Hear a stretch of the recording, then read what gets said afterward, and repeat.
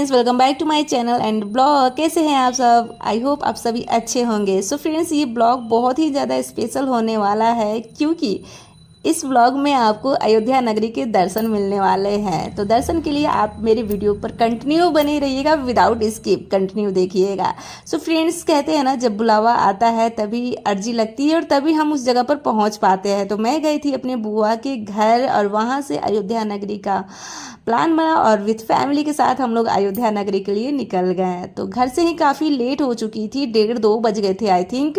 और फैमिली जो थी उसमें बच्चे भी शामिल थे और बच्चे को भी भूख लग गया था, हम लोग को भी भूख लग गया था। तो अगर आप कभी लखनऊ से अयोध्या जी जा रहे हो या फिर आपका घर है लखनऊ तो अयोध्या जा रहे हो, तो वहाँ से जब निकलते हो ना, तो बीच में आपको एक संगरिया नाम का रेस्टोरेंट मिलता है जो कि बहुत ही ज़्यादा अच्छा रेस्टोरेंट है। खाने में भी जो खाना था टेस्ट अच्छा था, प्लस वहाँ की सर सफाई भी अच्छी थी। और प्लस पॉइंट ये है कि अगर बच्चे हैं आपके साथ तो उसमें पार्क भी है जो कि बच्चे इंजॉय कर सकते हैं, खेल सकते हैं। तो यहाँ का मुझे सबसे अच्छा यहाँ का वो चुक्कड़ वाली चाय लगी। मैं चाय नहीं पीती हूँ, लेकिन थोड़ी सी टेस्ट की तो मुझे बहुत ज़्यादा अच्छा लगा क्योंकि और लोग चाय पिए थे, तो मुझे लगा और पीना चाहिए, बहुत ज़्यादा टेस्टी था। बट मुझे गाड़ी में बैठना था, वोमिटिंग का मैं शिकार हूँ, मुझे बहुत ज़्यादा वोमिटिंग होती है अगर मैं ट्रैवलिंग करती हूँ कार से। तो ये जो सामने आपको वीणा दिख रहा है वो लता मंगेशकर के नाम से ये रोड बना हुआ है, वो वीणा बना हुआ है क्योंकि वो एक सिंगर है, उनकी आवाज़ सुरीली है, तो उन्हीं के नाम पे ये जगह और ये वीणा बनाया गया है। काफ़ी सुंदर दिख रहा था। और फाइनली हम लोग अयोध्या नगरी में इन कर चुके हैं लोग। और सौभाग्य की बात है कि मैं बहुत दिनों से सोच रही थी आने के लिए और आज इस पावन धरती पे कदम रखने वाली हूँ। और वो लोग कितने सौभाग्यवती होंगे जो इसी धरती पे रह रहे हैं कई वर्षों से। तो आज ये सौभाग्य मुझे भी मिला है कि एक दिन ही सही मैं इस नगरी में कदम तो रखी और वो राम जो मानव रूप में इस धरती पे मर्यादा और संयम का पाठ सिखाएं, तो वैसे पुरुषोत्तम श्री राम से मैं मिलने आई हूँ और मुझे ये सौभाग्य प्राप्त हुआ। और ये अयोध्या नगरी का नज़ारा जो इतना खूबसूरत लग रहा है, मुझे ये देखने को नसीब हुआ। मैं धन्य मानती हूँ अपने आप को कि मेरे इस जीवन में एक धाम का, एक धार्मिक स्थल का मैं पहुँच पाई, दर्शन कर पाई, तो ये मेरा सौभाग्य है।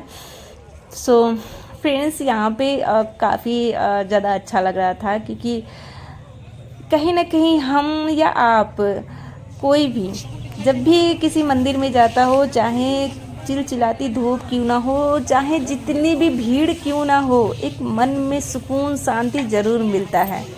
मंदिरों में चाहे जितनी भीड़ हो, पता नहीं वो सुकून, वो शांति उतनी भीड़ में भी कैसे महसूस होती है, ये भगवान ही जानते हैं कि क्या मंदिर में रहता है ऐसा कि मतलब ठीक है भगवान जी हैं, लेकिन सच में या उन्हीं का वो स्थान है जहाँ मतलब ऐसा लगता है कि वो हैं तो इतनी शांति है।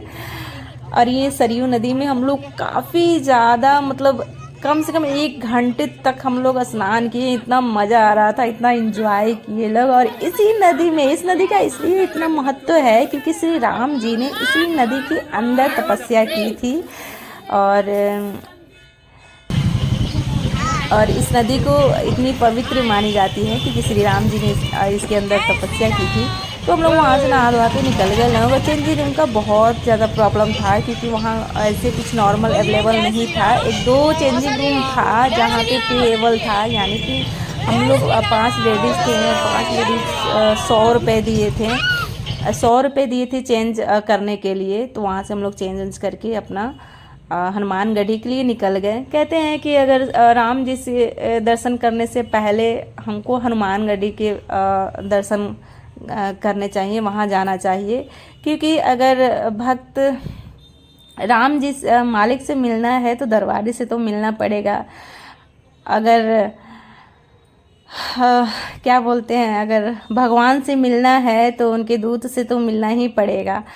तो हम लोग हनुमानगढ़ी पहुँचे। यहाँ पे इतनी सुंदर सुंदर चूड़ियाँ मिल रही थी, सोचा टाइम मिलने चढ़ाने हनुमान जी को मतलब प्रसाद चढ़ाने के बाद आने के बाद हम लोग वहाँ चिड़िया कुछ लेंगे, बहुत सुंदर सुंदर कंगन मिल रहे थे। बट हम लोग हनुमान मंदिर दर्शन किए और वहाँ से टाइम बहुत ज़्यादा हो चुका था तो निकल गए थे लोग। और वहीं पे हम लोग ये माथे पे तिलक लगवाया श्री राम जी का, क्योंकि एक दीदी तिलक लेके घूम रही थी तो हम लोग लगवा लिए, तो काफ़ी ज़्यादा अच्छा लगा। और फिर मिष्ठान लिए लोग, लड्डू वगैरह और माला वगैरह लिए लोग और हनुमान मंदिर की तरफ चल दिए लोग। और वहाँ हनुमान जी के दर्शन किए लोग। मोबाइल मैंने उस टाइम वीडियो शूट नहीं किया क्योंकि मैं एक शांति से भगवान जी को दर्शन करना चाहती थी, मोबाइल गिर ना जाए ये भी था।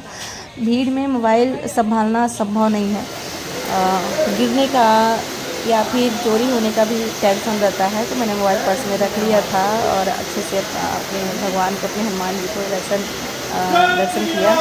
जय श्री राम। और फिर वहाँ से हम लोग दर्शन करने के बाद निकल गए थे राम जी के दर्शन के लिए। और जहाँ राम जन्मभूमि है, भूमि तो सारी उन्हीं की है पूरी धरती तो उन्हीं की है, बदौलत है। लेकिन एक नाम है अयोध्या जी, तो अब हम लोग जाएंगे राम जी से मिलने।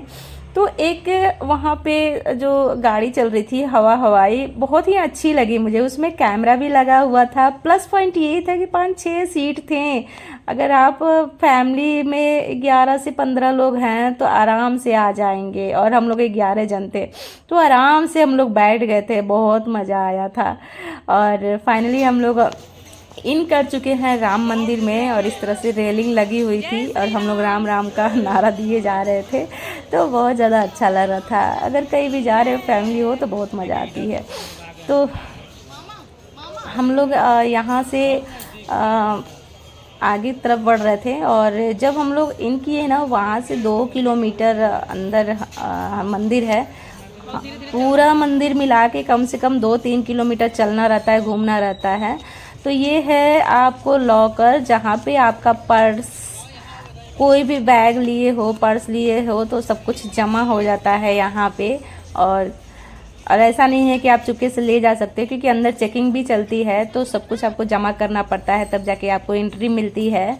तो बहुत ज़्यादा अच्छा लग रहा था। क्यों? क्योंकि रात हो चुकी थी, 7 बज रहा था, मतलब रात नहीं, शाम हो चुकी थी, और चारों तरफ लाइट जल रहा था। ऐसा लग रहा था कि वाकई में जब राम जी अयोध्या लौटे थे तो दीपावली का त्यौहार मनाया गया था, उस तरह से लग रहा था कि चारों तरफ लाइट जल रहे थे। इतना सुंदर मंदिर का नज़ारा था बाहर से, मतलब ये बाहर का नज़ारा है, बहुत ज़्यादा खूबसूरत लग रहा था। और राम जी का दर्शन करके तो मैं धन्य हो गई। मेरा मतलब, जिन्होंने मानव रूप में संयम और मर्यादा का पाठ पढ़ाया, हे राम जी मुझे भी ये शक्ति दीजिएगा, इतना बुद्धि दीजिएगा कि मैं सदैव अपने माँ बाप की इज्जत का मान रखूं, और मैं हमेशा अपने मर्यादा में रहकर काम करूं, ऐसी बुद्धि दीजिएगा।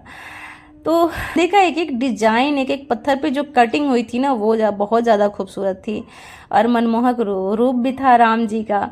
मंदिर में अभी काम जारी ही था, और अंदर जो ईंट पत्थर पड़े हुए थे, उससे बहुत लोगों ने घर बनाया था। 1 मंजिल, 2 मंजिल, 3 मंजिल, 4 मंजिल, किसी ने बहुत ऊंचा ऊंचा घर बनाया हुआ था। ऐसा नहीं कि घर का स्ट्रक्चर बनाना है, बस तारा ऊपरी रखते जाना है। जितनी मंजिल को आपको घर चाहिए, ऐसा विश्वास लोग करते हैं, और ऐसा बना के घर जाते हैं कि राम जी मुझे 4 मंजिल का घर दे दीजिए।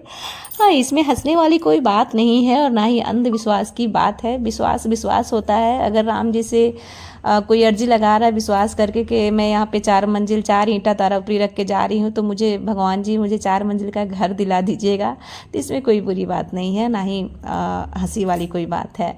तो मैं भी 4 मंजिल का घर बना के आई हूँ। हालांकि मुझे 4 मंजिल के घर की कोई ज़रूरत नहीं है, मुझे बस 1 मंजिल का घर, कपड़ा, खाने को, और जो भी मेरे शौक़ हैं वो बस पूरे हो जाएं।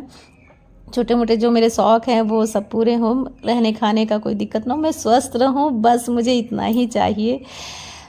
ज़रूरत की चीज़ें मुझे मिल जाए, बस राम जी से यही प्रार्थना करती हूँ कि बस उतना ही मिल जाए तो काफ़ी है। तो हम लोग अब घर की तरफ निकल चुके हैं, और हम लोग ये फिर से हवाई से जा रहे थे लोग, बहुत एंजॉय करते हुए, और वहाँ तक जाएंगे जहाँ हमारी गाड़ी पार्किंग में लगी हुई थी।